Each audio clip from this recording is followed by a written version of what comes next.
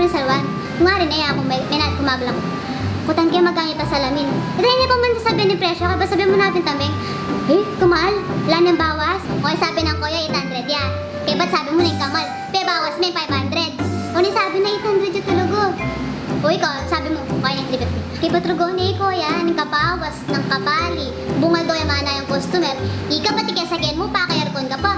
Paipong na ipon ka pa, nakasanting case. Kaya ba't manawad ko, dito ka na amoy, may buring bayaran.